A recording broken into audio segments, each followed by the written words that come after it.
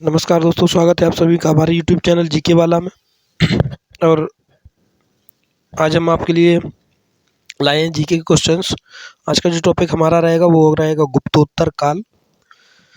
इसमें हमारे one liner questions रहेंगे, जैसा कि हमारे प्रीवियस वीडियोस में भी रहता है। तो अभी तक चैनल को सब्सक्राइब नहीं किया तो चैनल को सब्सक्राइब कर लें, जिससे कि हमारे आने वाली वीडियोज़ के नोटिफिकेशन सबसे पहले आपको मिल सकें। और कुछ बच्चे हमारे ऐसे हैं जो कि अभी सब्सक्राइब देख लेते हैं वीडियोस को, लेकिन सब्सक्राइब नहीं करते। तो उनसे मेरा रिक्वेस्ट है कि आप लोग प्लीज़ चैनल को सब्सक्राइब करें, जिससे कि हमें थोड़ा मोटिवेशन और मिले और ऐसी वीडियोस मैं आपके लिए लाता रहूं।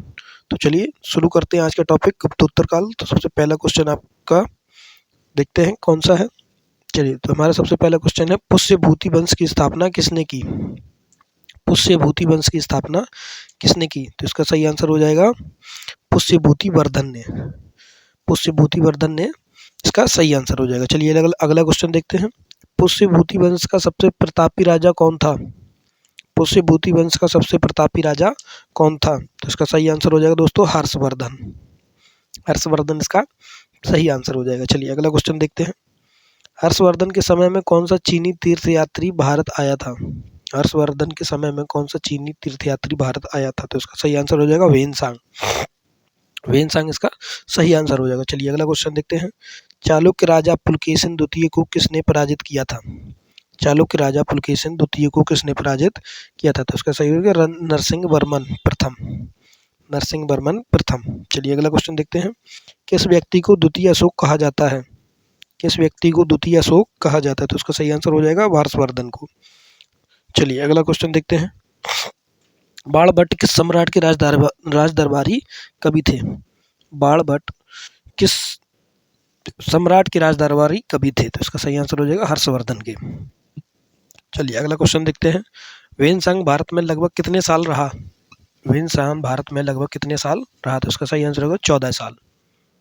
इसका सही आंसर हो जाएगा 14 साल। चलिए अगला क्वेश्चन देखते हैं। कुंभ मेला को प्रारंभ करने का श्रेय किसे दिया जाता है? कुंभ मेला को प्रारंभ करने का श्रेय किसे दिया जाता है? तो इसका सही आंसर हो जाएगा हर्षवर्धन को। चलिए अगला क्वेश्चन देखते हैं। नर्मदा नदी पर सम्राट हर्ष के दक्षिणवर्ती अग्रगमन को किसने रोका? नर्मदा नदी पर सम्राट हर्ष के दक्षिणवर्ती अग्रगमन को किसने रोका? तो इसका सही आंसर हो जाएगा पुलकेशिन द्वितीय ने। पुलकेशिन द्वितीय ने। चलिए अगला क्वेश्चन देखते हैं। चालुक्य शासक पुलकेशिन द्वितीय ने किस नदी के किनारे हर्षवर्धन को परास्त किया था? चालुक्य शासक पुलकेशिन द्वितीय ने किस नदी के किनारे हर्षवर्धन को परास्त किया था? तो इसका सही आंसर हो जाएगा नर्मदा नदी के किनारे। चलिए अगला क्वेश्चन देखते हैं। हर्ष के शासनकाल में उत्तर भारत का सबसे महत्वपूर्ण शहर कौन सा था? हर्ष के शासनकाल में उत्तर भारत का सबसे महत्वपूर्ण शहर कौन सा था? तो इसका सही आंसर हो जाएगा कन्नौज। चलिए अगला क्वेश्चन देखते हैं। हर्ष की आत्मकथा किसने लिखी? हर्ष की आत्मकथा किसने लिखी? तो इसका सही आंसर होगा बाणभट्ट ने। चलिए अगला क्वेश्चन देखते हैं। हर्षवर्धन अपनी धार्मिक सभा कहाँ स्थित करता था?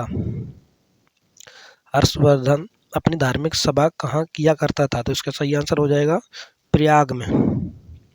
प्रयाग इसका सही आंसर होगा। चलिए अगला क्वेश्चन देखते हैं।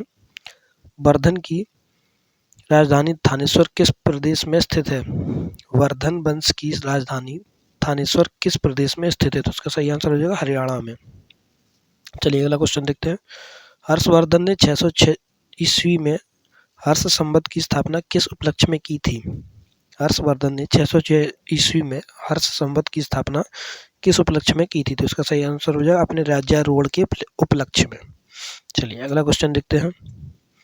वेनसांग की भारत में यात्रा के समय सूती कपड़ों के उत्पादन के लिए सबसे प्रसिद्ध नगर था? वेनसांग की भारत में यात्रा के समय सूती कपड़ों के उत्पादन के लिए सबसे प्रसिद्ध नगर कौन सा था? तो इसका सही आंसर हो जाएगा मथुरा। मथुरा इसका सही आंसर हो जाएगा। चलिए अगला क्वेश्चन देखते हैं। कभी बाणभट्ट निवासी था? कभी बाणभट्ट निवासी था? तो इसका सही आंसर हो जाएगा थानेश्वर का। थानेश्वर का इसका सही आंसर हो जाएगा। चलिए अगला क्वेश्चन देखते हैं। नागानंद का रचनाकार कौन था? नागानंद का रचनाकार कौन था? तो इसका सही आंसर हो जाएगा हर्षवर्धन। हर्षवर्धन इसका सही आंसर हो जाएगा। चलिए अगला क्वेश्चन देखते हैं। सम्राट हर्षवर्धन ने 2 महान धार्मिक सम्मेलनों का आयोजन कहाँ किया था? तो इसका सही आंसर हो जाएगा कन्नौज व प्रयाग में। चलिए अगला क्वेश्चन देखते हैं। नागानंद रत्नावली एवं प्रियदर्शिका नाटकों के नाटककार थे। नागानंद रत्नावली एवं प्रियदर्शिका नाटकों के नाटककार थे, तो इसका सही आंसर हो जाएगा हर्षवर्धन। हर्षवर्धन इसका सही आंसर हो जाएगा। चलिए अगला क्वेश्चन देखते हैं। गुर्जरों को किस शासक ने पराजित किया? गुर्जरों को किस शासक ने पराजित किया? तो इसका सही आंसर हो जाएगा हर्षवर्धन ने। हर्षवर्धन इसका सही आंसर हो जाएगा। चलिए अगला क्वेश्चन। आज भी भारत में भीमसेन को याद करने का मुख्य कारण है। आज भी भारत में भीमसेन को याद करने का मुख्य कारण है, तो इसका सही आंसर हो जाएगा सीयू की रचना। सीयू की रचना। चलिए अगला क्वेश्चन देखते हैं। भीमसेन ने किसे शीलादित्य कहा है? भीमसेन ने किसे शीलादित्य कहा है? तो इसका सही आंसर हो जाएगा हर्षवर्धन को। हर्षवर्धन इसका सही आंसर हो जाएगा। चलिए अगला क्वेश्चन देखते हैं। गुप्त वंश के ह्रास के पश्चात उत्तर भारत में बड़े भाग का पुनर्गठन किसने किया? गुप्त वंश के ह्रास के पश्चात उत्तर भारत में बड़े भाग का पुनर्गठन किसने किया? तो इसका सही आंसर हो जाएगा हर्षवर्धन ने। हर्षवर्धन इसका सही आंसर हो जाएगा। दोस्तों मैं प्राचीन भारत का इतिहास से आपकी जीके के क्वेश्चंस लेकर आया हूँ, जिसमें हमारा पूरा प्राचीन भारत जो है टॉपिक वाइज हमारा डिवाइड रहेगा, और इतने सारी ये जो वीडियोस हैं आपके प्राचीन भारत के, ये प्ले लिस्ट में आपको मिल जाएंगे। जितने भी आपके प्राचीन भारत से हैं वो आपको प्ले लिस्ट में जाके मिल जाएंगे। ऐसे ही और भी हमारे अभी वीडियोस अब चैनल पे आने वाले हैं, तो चैनल को सब्सक्राइब कर लीजिए। जीके के क्वेश्चंस रहेंगे अलग अलग टॉपिक वाइज। चलिए तो अभी अपना क्वेश्चन देखते हैं अगला। तो अगला क्वेश्चन हमारा है, बंगाल का कौन सा शासक हर्ष का समकालीन था? बंगाल का कौन सा शासक हर्ष का समकालीन था? तो इसका सही आंसर हो जाएगा शशांक। शशांक इसका सही आंसर हो जाएगा। चलिए अगला क्वेश्चन देखते हैं। वह अंतिम बौद्ध राजा कौन था जो संस्कृत का महान विद्वान और लेखक था? वह अंतिम बौद्ध राजा कौन था जो संस्कृत का महान विद्वान और लेखक था? तो इसका सही आंसर हो जाएगा हर्षवर्धन। हर्षवर्धन इसका सही आंसर हो जाएगा। अगला देखते हैं। हर्षचरित किसके द्वारा लिखी गई है? हर्षचरित किसके द्वारा लिखी गई है? तो इसका सही आंसर हो जाएगा बाणभट्ट। बाणभट्ट इसका सही आंसर हो जाएगा। अगला क्वेश्चन देखते हैं।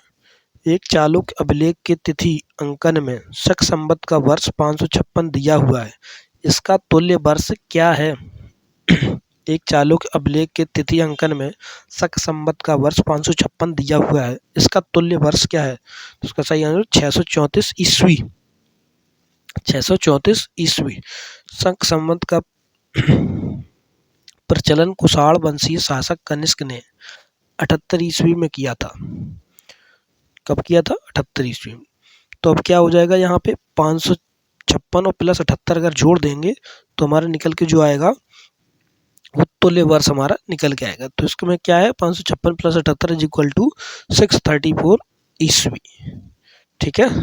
चलिए अगला क्वेश्चन देखते हैं। हर्ष के समय की सूचनाएं किसकी पुस्तक में निहित है? हर्ष के समय की सूचनाएं किसकी पुस्तक में निहित हैं? तो इसका सही आंसर हो जाएगा दोस्तों कल्हड़ की।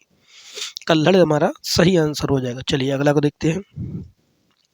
सम्राट हर्ष ने अपनी राजधानी थानेश्वर से कहाँ स्थानांतरित की? सम्राट हर्ष ने अपनी राजधानी थानेश्वर से कहाँ से स्थानांतरित की? तो इसका सही आंसर हो जाएगा कन्नौज। कन्नौज। चलिए अगला क्वेश्चन देखते हैं। उत्तर प्रदेश में स्थित वह स्थान जहाँ हर्षवर्धन ने बौद्ध महासम्मेलन का आयोजन किया था, तो इसका सही आंसर हो जाएगा प्रयाग में। प्रयाग इसका सही आंसर हो जाएगा। चलिए अगला क्वेश्चन देखते हैं। नर्मदा नदी पर सम्राट हर्ष ने दक्षिणवर्ती अग्रगमन को रोका। नर्मदा नदी पर सम्राट हर्ष के दक्षिणवर्ती अग्रगमन को रोका, तो किसने रोका था? पुलकेशिन द्वितीय ने। पुलकेशिन द्वितीय ने। चलिए अगला क्वेश्चन देखते हैं। कौशेय शब्द का प्रयोग किसके लिए किया गया है? कौशेय शब्द का प्रयोग किसके लिए किया गया है? तो इसका सही आंसर हो जाएगा रेशम के लिए। रेशम के लिए। ठीक है। अगला क्वेश्चन देखते हैं, चीनी लेखक भारत का उल्लेख किस नाम से करते हैं? चीनी लेखक भारत का उल्लेख किस नाम से करते हैं? तो इसका सही आंसर हो जाए यिनतू, यिनतू। चलिए अगला क्वेश्चन देखते हैं, नालंदा विश्वविद्यालय के विनाश का कारण था? नालंदा विश्वविद्यालय के विनाश का कारण था, तो इसका सही आंसर हो जाएगा मुसलमान। मुसलमान जो थे नालंदा विश्वविद्यालय के विनाश का कारण बने थे। चलिए अगला क्वेश्चन देखते हैं, गुप्तोत्तर युग में प्रमुख व्यापारिक केंद्र था?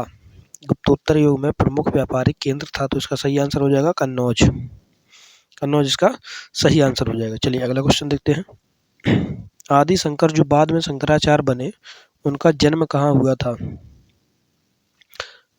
आदि शंकर जो बाद में शंकराचार्य बने उनका जन्म कहाँ हुआ था? तो इसका सही आंसर हो जाएगा केरल में, केरल में। दोस्तों अगला क्वेश्चन देखते हैं, आदि शंकराचार्य द्वारा स्थापित 4 मठ कहाँ स्थित हैं?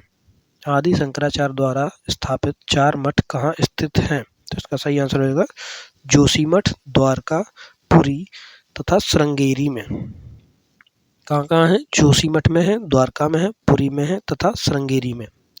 तो आज के जो हमारे टॉपिक था उससे सारे क्वेश्चन हमने कवर कर लिए हैं।